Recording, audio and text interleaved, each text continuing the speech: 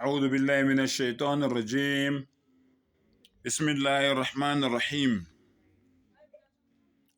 Lana ngizokhuluma ngabantu abathathu uAllah angeke aze akhulume nabo ngelanga lokwahlulela. Angeke afune nokubabheka nje, angeke afune ukukhuluma nabo ngelanga lokwahlulela.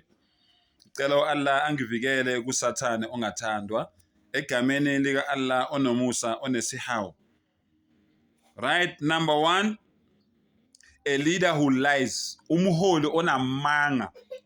Be it umongameli, be it inkosi, be it ikhansela, as long umholi, uyi-community leader, uphethe abantu emphakathini, as long nje umholi unamanga ngalelo langa lelo, umdala uthi ayikho into engizoyikhuluma nawe. I-prime minister, ungqongqoshe, uyini, uma nje umholi kunabantu baholayo wena, kodwa nje la olimini lwakho umbaqambile kolimi lenyoka, unamanga. Umdala uthi ngelanga lokwahlulelwa angifuni ukukubona, yikho nento engizoyikhuluma nawe. 2, isalikazi esidala, umchiliba wesalikazi noma umdodovu noma umjendevu wekhehla osaqhubeka nobufebe. Ungizwile?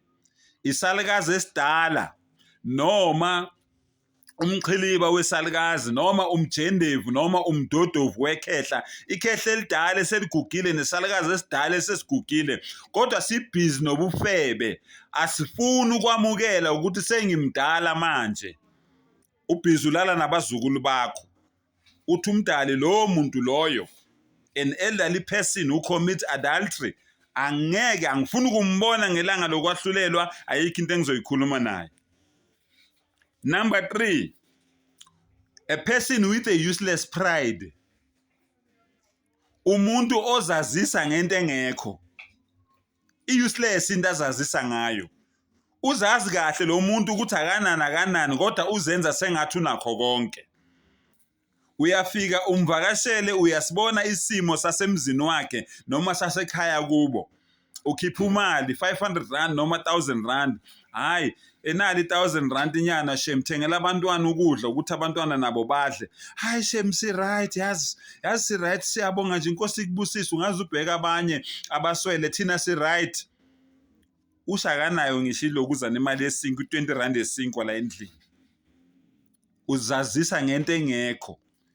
Useless pride, uzenza ngathi unento onganayo.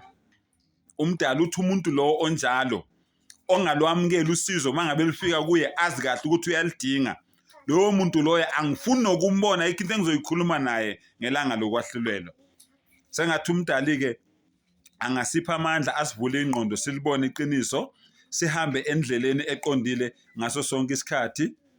Wa akhiru dawana anilhamdulillahi rabbil alamin.